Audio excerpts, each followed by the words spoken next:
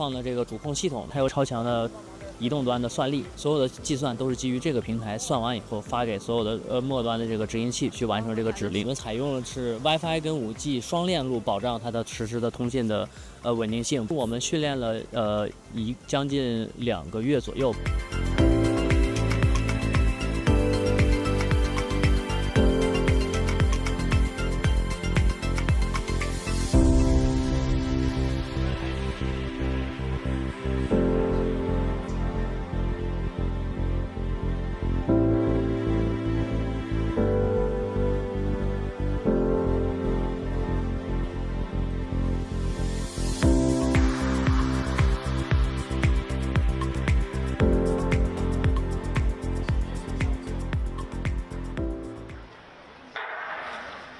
发令枪响，选手们的起跑都不错，哇，一骑绝尘，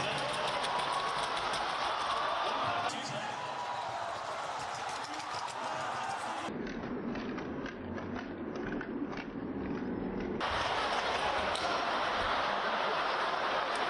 他的成绩是第1名来自天卓队，第1个高潮，而在接下来的决赛当中，是否还有奇迹发生呢？接下来让我们一同关注在这个赛场上去年这个项目冠军成绩是，希望我们今年这个成绩能不能被刷新呢？现在我们的选手。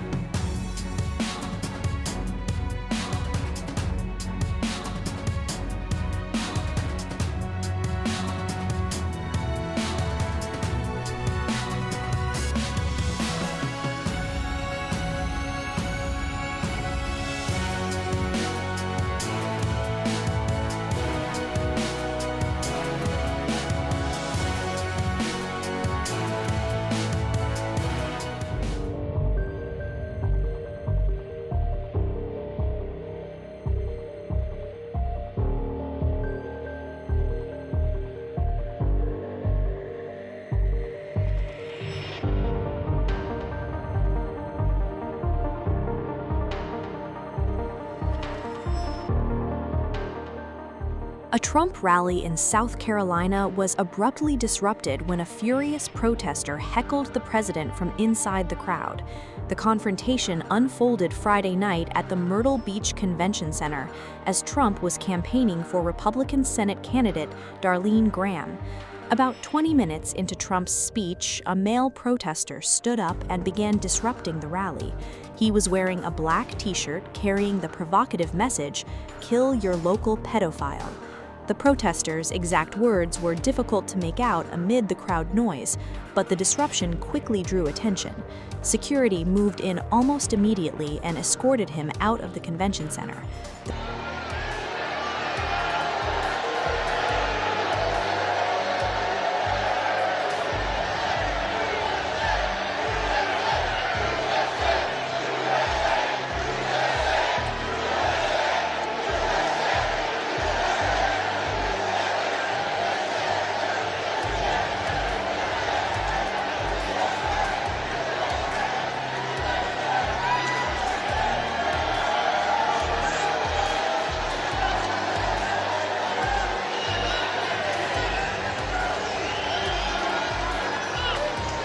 The crowd responded with loud boos and chants of "USA, USA, USA." One attendee was also seen flipping the protester off as security removed him. But the protester wasn't the only person making a statement. The message on his shirt was widely interpreted as a reference to the ongoing controversy surrounding Jeffrey Epstein and allegations involving people connected to him. Trump has denied wrongdoing related to Epstein. As the protester was being escorted away, Trump appeared unfazed and mocked the disruption. He said, "That's all right, that person's going home to mom. Gonna get scolded because mom is voting for us." The crowd erupted in cheers. "That's all right. That person's going home to mom, gonna get scolded because mom is voting for us. You know, mom is voting." Trump then continued his remarks and returned to his campaign message. The confrontation came during an already politically charged rally, with Trump speaking about the upcoming midterm elections and warning that Democrats could seek to impeach him if they regain power. The protesters' political affiliation has not been publicly established, but the brief confrontation quickly became one of the most talked about moments from the rally. A Trump campaign event turned into a chaotic scene for roughly a minute, with one protester shouting from the crowd, security rushing in, and Trump brushing off the heckling with a joke. For over a year, Canada has worked intensively and in good faith with the United States to negotiate a new comprehensive trade deal. We've been under no illusions. We recognized from the start that America has changed. Canada will match Washington's new tariffs dollar for dollar in order to protect Canadian workers, farmers, families, and businesses. Our response will be concentrated in sectors such as steel, dairy, appliances, agricultural equipment, pulp and paper, and electronics. This is a focused response to protect and defend our industries and allow them to compete with U.S. products in the Canadian market. We take this step reluctantly. Reluctantly because we recognize that some of these measures will raise costs and reduce choice for Canadians. Reluctantly because we recognize that some U.S. companies and some U.S. states are innocent bystanders in a dispute that they did not want.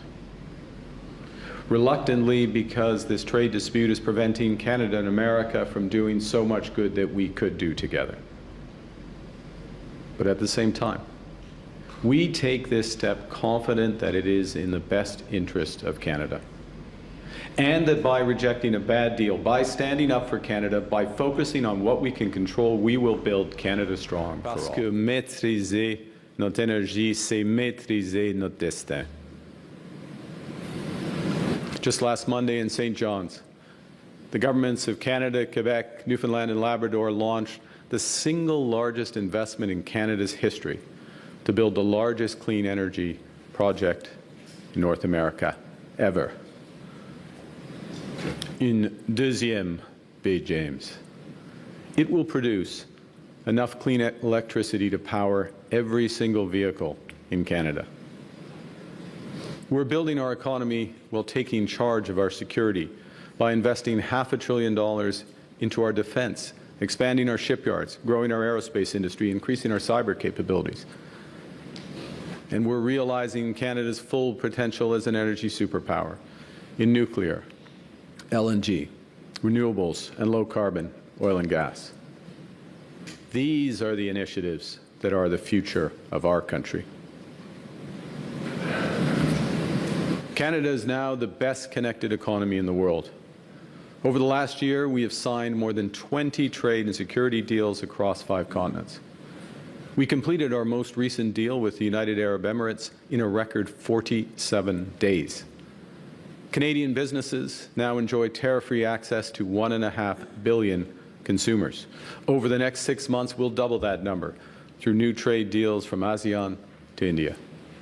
This fall, in Budget 2026, we will go further to make Canada even more competitive and attractive for businesses and strategic investors to build, invest, and grow.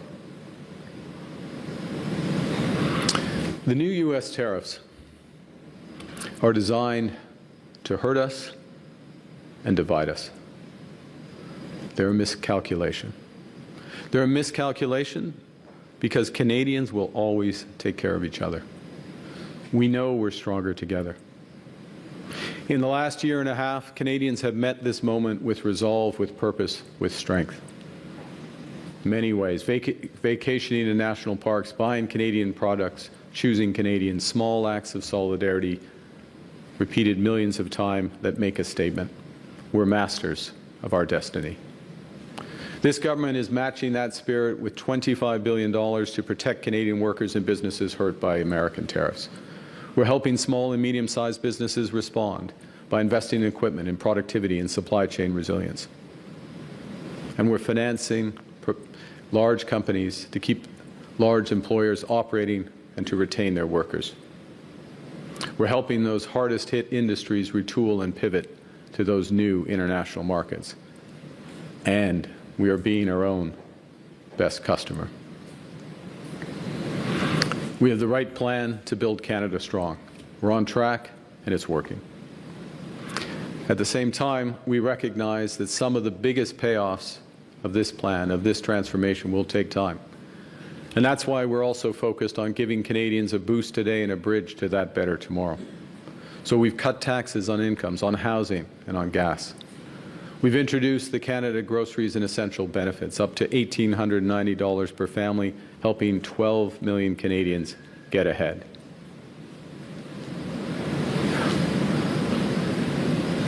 We're stronger now than when the United States started this trade war. More unified, more determined, more ambitious. With the strongest fiscal position in the G7 and a resilient economy, Canada has all the resources we need to pivot and to prosper. Growth is accelerating. We're projected to have the second fastest rate in the G7 this year and next. We are creating jobs in this economy at 4 times the rate of the United States. Our non-U.S. exports are up sharply. They're on track to double over the next decade. Foreign direct investment in Canada is at its highest level in 2 decades. It's running at twice the rate of our nearest G7 competitor. Canada now ranks as the most attractive country in the world for infrastructure investment. Last spring, I warned that America is trying to break us so they can own us. And I promise that that will never, ever happen. We are keeping that promise. Canada is becoming stronger and less dependent on America. We are already giving ourselves more than they can take away. And we are just getting started. As we observed earlier this week in St. John's, Canadians don't submit to the weather. We thrive in it. We don't wait to see which way the wind's blowing or surrender ourselves to the waves to be storm-tossed by events. We set our own course. We make our own weather. Au Canada, nous sommes maîtres chez nous de l'océan à l'autre. Building Canada strong for all. Thank you very much, and I look forward to your questions. The attacks just won't stop when it comes to the hacks on our water municipalities across the country.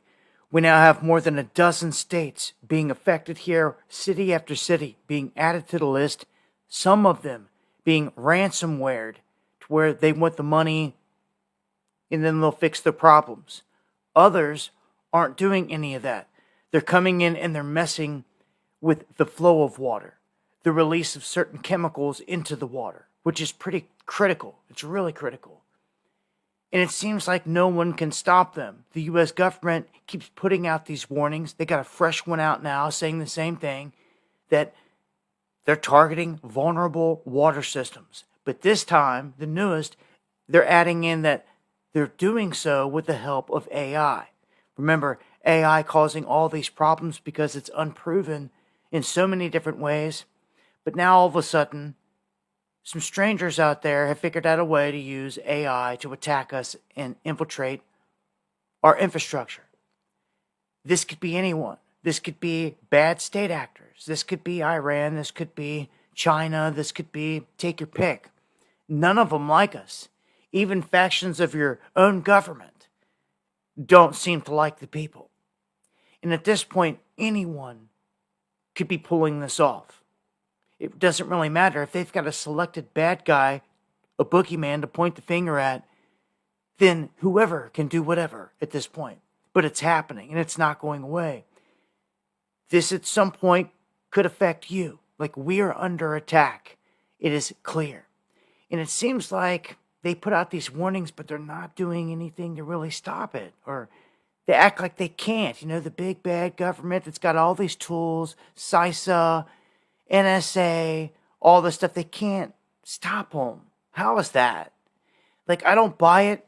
I feel this whole thing is a setup. I feel that this is going to continue to build, and it's going to add pressure to everything that's going on around us. We've got refineries being targeted around the world, prices going up in every direction, and now this, well, a lights out situation or water being crippled, and you can add in communications being crippled. Those things right there are going to stifle Americans' life, and it may be a wake-up call for those that didn't see it coming. But either way, this is the latest warning. I would pay attention. If you got anything going on in your neck of the woods, you see something suspicious, let me know in the comments. To Indiana now, where it's been 11 days since powerful storms knocked out electricity to tens of thousands of residents. For many, it's still out, with frustration mounting. CBS's Usher Qureshi is in Gary, Indiana, hit hard by the outage. Usher, good evening to you. Good evening, Jerika. At this hour, crews are still working while residents are in survival mode. Power is not expected to be restored here for many residents until late Tuesday, and the sense of desperation is growing. Like so many in Gary, Indiana, Shatia Hardin has been waiting for the minute her power finally turns back on. It's been absolutely horrible. At night, we're sweating, we're irritable. You know, we have children to look out for, elderly people. The storm walloped Indiana last week, killing at least 7 people and displacing about 1,000. In Gary, the storm knocked out electricity for more than half of the city's residents, where 1 in 3 lives in poverty. It's not okay for us to continually be in survival mode. Yesterday, Indiana Governor Mike Braun said he requested an expedited major disaster declaration from FEMA. He says losses from the storm and its aftermath could top $5 billion. Many residents in Gary have been relying on this community center for hot meals, air conditioning, and a chance to charge their phones. Earlier this week, a class action lawsuit was filed against the region's electrical utility, NIPSCO, alleging the company failed to proactively trim back vegetation from power lines. NIPSCO disputes the claim, saying it's more than doubled its vegetation management in the last 10 years. Eddie Melton is the city's mayor. We're going to revisit what should we do better from an emergency management standpoint. But going back to the utility side, what I'm going to encourage and demand that we start having more accountability. Right now, about 30,000 people here in northern Indiana are still without power. For people who are still waiting, if their power doesn't come back until Tuesday, that'll mean they've been in the dark for 2 full weeks. Jerika. Oh, how dark is it? How dark is it in Gary, Indiana, right? This is how dark it is. Almost 100,000 people in Gary, Indiana are stuck and suffering. They've been without power for a week due to severe storms in the area. Just a month ago, the people of Gary were expressing concern about data centers' effect on their electricity. The total number of data centers in Indiana is 147. That's 23 currently operating and 120 currently being built. The state has specifically become a target for development because of its tax exemption on the electricity used by data centers, which saves each facility hundreds of millions of dollars. In October, Amazon opened a 1,200-acre, $11 billion data center in New Carlisle, Indiana. And in February, Meta broke ground on a $10 billion data center in Lebanon, Indiana. Research has shown that the existence of these large data centers puts strain on our power grids. Gary, Indiana is serviced by local utility Northern Indiana Public Service Company, or NIPSCO. So NIPSCO is the company handling this blackout. NIPSCO also loves data centers. The utility company has proposed independent deals with data centers owned by Amazon and Alphabet, and its parent company created a utility completely dedicated to servicing data centers. Between 2023 and 2025, NIPSCO raised Gary residents' electric bills by $83. NIPSCO also accidentally doubled 3,500 customers' electric bills and then didn't report the error for a year after discovering it. And it seems as though these customers still haven't gotten full refunds. I cannot believe no one is over here helping Gary. Thousands of people in Gary, Indiana have been without power since August 11th. The National Weather Service informed us that Gary faced the strongest winds, which reached 99 miles per hour, equivalent to a Category 2 hurricane. All the power is out, as far as I know, all across Gary, Indiana. They're losing food. Homes are getting warmer. They do not have money, and some of the cards aren't even working. I ran into some ladies that had children, and my heart broke. My name's Aja, and I'm going on day 7 of having no power in one of Indiana's worst blackouts and one of the highest crime cities in Indiana. NIPSCO, the company that services 100% of customers in Gary, are now saying that it may be until next Tuesday until many people get power back. We're on day 9 of no power in Gary, Indiana. My neighbor across the street, my teacher down two streets down, we have no air in here. Schools are closed. Families are throwing away spoiled food. People are driving to Illinois just to find ice for insulin. I am from Gary, Indiana. I was born there, raised there until I was about 8 years old. My family is from there and people still live there. And many people are telling me that they still don't have power. They have trees on top of their homes. One of my cousins sent me this video of a grocery store completely decimated, food spoiled. This is also where the city gave people vouchers to, $150 of vouchers. But this was the only place that they could use the vouchers. I, for one, have not seen anybody else outside of Gary, Indiana talk about what's going on in Gary, Indiana. And I don't like it. Gary, Indiana specifically is also almost 85% black. That's important. I think this should be national news, and it's crazy to me that it's not being talked about. The biggest challenge is getting fresh food. I have to literally drive all the way to Chicago because I don't trust any of the grocery stores around. The lights being out so long. But I like to hear music and hear noises, so that's why I'm glad I bought this DVD player. Northwest Indiana is kind of more of the urban area of the state of Indiana. The situation makes it feel like we're very rural. Sometimes I get over anxious, because they keep giving us a date, but the dates are never confirmed to be true. I think the biggest hurdle is just uncertainty. We know why they not coming out here though. I mean, it's obvious, it's obvious. Gary is full of, us, diversity. Yeah. Not really diversity, but it's full of black people. Yeah. We the blackest city out here, so they don't want to check on us. Yeah. They're NIPSCO. Everybody pays them. We don't pay, we get cut off. But when disaster happens, they want to charge us X amount of dollars, but we already paying into this. They got billions, trillions of dollars. We working day to day. on paychecks. So yes, they could have did better. They got the money. We don't got the money. They say they supposed to maintenance that yearly. They haven't been out here in a year or two, maybe 3 years. I can't sleep at night because I can't plug my sleep apnea machine up. I can't afford a generator. I'm working on a month salary. So therefore, we need them to either give us generators or get this power up and running. We got a 91-year-old man that lived at the end, almost at the end of the thing. They had to rush him to the hospital. We had an elder lady across the street. She had medical condition. She bedridden. People come out to help her also. So we really need them to work more faster because we don't want to lose no lives if we don't have to. Our governor needs to get his butt out here and see the damage. You going in these other neighborhoods, you need to go through the whole city of Gary. We do see, like, you know, people trying to give out free food and, you know, just give back. The community definitely is doing something with the giving back. They've been giving away free food, especially at the Y here. They've been giving out free food to us in showers, hot showers. So it's definitely good that we all coming together finally. We just need more coverage for sure. We need to come together as a community and get it together. We won't be struggling as bad as just one person just struggling. If all come together, we'll be good. You know, something like this, they giving out free water, free cakes, and famous people here and stuff. We need that. We definitely need that.